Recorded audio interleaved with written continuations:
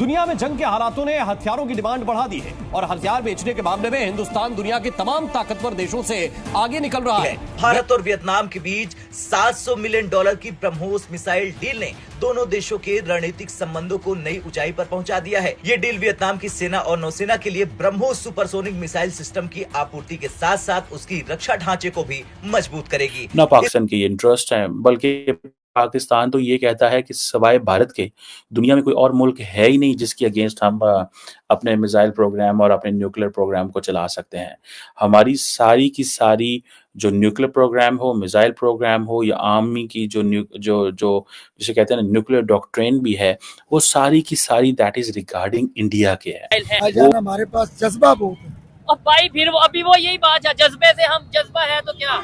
जज्बा इसलिए है कि जो पढ़े लिखे हैं वो तो कुछ कर रहे नहीं। अच्छा। जो अनपढ़ है वो उनमें जज्बा है। ठीक है। वो क्या कर सकते हैं? कुछ भी नहीं कर सकते। तो जज्बा लेके गली गली हमने नारे लगाने, ठीक है, मगर दुनिया से पीछे रहना है। हमारे यहाँ ना जैज जज्बा पैकेज है। अच्छा। हमें वो जैज जज्बा पैकेज सिखाया गया है। ठीक है। अगला उसका मान ही नहीं बताया गया कि जज्बा किसको लेके कहते हैं। वैसे तो देखें क्या कोई किसी के कैंप में, अब बात यह है कि जिस कंट्री के IMF के पास होगा जो कंट्री और जिसको सिर्फ कर्जा चाहिए होता होगा, उसका प्राइम मिनिस्टर खुद ये कहते हैं कि जहाँ भी जाता हूँ कशकोल पकड़ के जाता हूँ और लोग देखकर मुंह दूसरी तरफ कर लेते हैं कि मांगने के लिए आ गया। तो जहाँ का वजीर आजम भी कह रहा होगा वो उसने अपने कैंप में किसी को क्या लाना। हाँ, लेकिन इसके ऊपर बात करते हैं कि ऐसी क्या वजह है भारत को अलाउड है कि वो 7,000 किलोमीटर तक भी अपने जो इंटरकॉन्टिनेंटल बैलिस्टिक मिसाइल है उसके तजर्बे कर सकता है, लेकिन पाकिस्तान के बैलिस्टिक मिसाइल प्रोग्राम जिनकी रेंज जो है मिसाइल प्रोग्राम की रेंज 2800 किलोमीटर, यानी कि भारत के नाम भारत से ब्रह्मोस मिसाइल खरीदने वाला दूसरा देश बन जाएगा। दरअसल इस डील को फिलीपींस के बाद वियतनाम की ओर से भारत के साथ दूसरा बड़ा सौदा माना जा रहा। फिलीपींस के साथ $375 मिलियन की ब्रह्मोस डील के बाद ये $700 मिलियन की डील रक्षा क्षेत्र में भारत के लिए एक बड़ी सफलता है। वियतनाम के साथ ये समझौता भारत की एक्ट ईस्ट पॉलिसी को मजबूत करता है। भारत बिल्कुल उन कंट्रीज की दौड़ में शामिल होता चला जा रहा है जो कि सुपर पावर है और उनका जो धंधा है, उनकी जो मोटी कमाई का जरिया है वो हथियार बेचना है। और कांग्रेचुलेशंस, मैं कहूंगी बड़ी बात है जी। भारत पूरी दुनिया में फेमस था कि एक ऐसा मुल्क है जो बहुत ज्यादा जो है हथियार खरीदता है और अब आहिस्ता आहिस्ता नैरेटिव बिल्ट हो रहा है कि भारत तो खतरनाक से खतरनाक मिसाइल अब एक्सपोर्ट कर रहा है। अब ब्रह्मोस की बात कर लेते हैं। ब्रह्मोस, देखिए ब्रह्मोस एक टेक्नोलॉजी जो इंडिया और रशिया ने डेवलप करी है और क्रूज मिसाइल। और मजे की बात ये कि दुनिया में सिर्फ 2 कंट्रीज के पास लॉन्ग रेंज क्रूज मिसाइल है जो अप्रोक्सीमेट 500 या 800 किलोमीटर तक चली जाती है। अब आप मुझे ये बताइए, जो 300 किलोमीटर तक है वो चाइना के पास भी है, 500 किलोमीटर वाली इंडिया के पास है क्रूज मिसाइल जो कुछ किलोमीटर ऊपर तक ही उड़ती है, मतलब ट्री टॉप मिसाइल है। अब ऐसी मिसाइल अगर प्रेजेंट है और ये हमारे पास अवेलेबल है और चाइना पाकिस्तान को J-17 वगैरह दे रहा है, JF-17, F-16, F-17 का वो वर्जन है, पाकिस्तान उसे लेके खुश हो रहा है। अब मुझे अब तक ये समझ में नहीं आया कि वो JF-17 वही वाला वर्जन है जो चाइना के पास है या उसका भी डिग्रेडेड वर्जन है, मुझे अब तक समझ में नहीं आया है। लेकिन चलो ठीक है, कॉपी की भी कॉपी आपके पास है, हमने कम से कम अपना तो डेवलप करने की कोशिश की है। ये पाकिस्तान की इंटरेस्ट है, बल्कि पाकिस्तान तो ये कहता है कि सिवाय भारत के दुनिया में कोई और मुल्क है ही नहीं जिसके अगेंस्ट हम अपने मिसाइल प्रोग्राम और अपने न्यूक्लियर प्रोग्राम को चला सकते हैं। हमारी सारी की सारी जो न्यूक्लियर प्रोग्राम हो, मिसाइल प्रोग्राम हो या आर्मी की जो जिसे कहते हैं न्यूक्लियर डॉक्ट्रिन भी है, वो सारी की सारी दैट इज रिगार्डिंग इंडिया के है। वो कभी भी किसी और मुल्क के बारे में नहीं रही।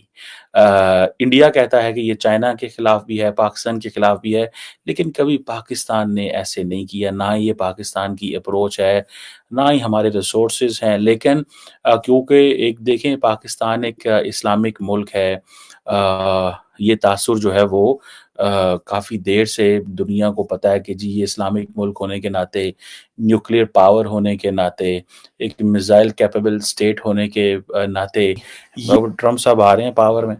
ट्रम्प साहब आते ही जो है वो ये कहें जी कि पाकिस्तान हमसे फ़ायदा उठा रहा है, हालांकि हम तो बहुत थोड़ा सा फ़ायदा उठा रहे हैं, 5-10 अरब डॉलर, 20 अरब डॉलर, 5-10 अरब डॉलर का शायद फ़ायदा उठा रहे होंगे, एक्सपोर्ट जा रही है।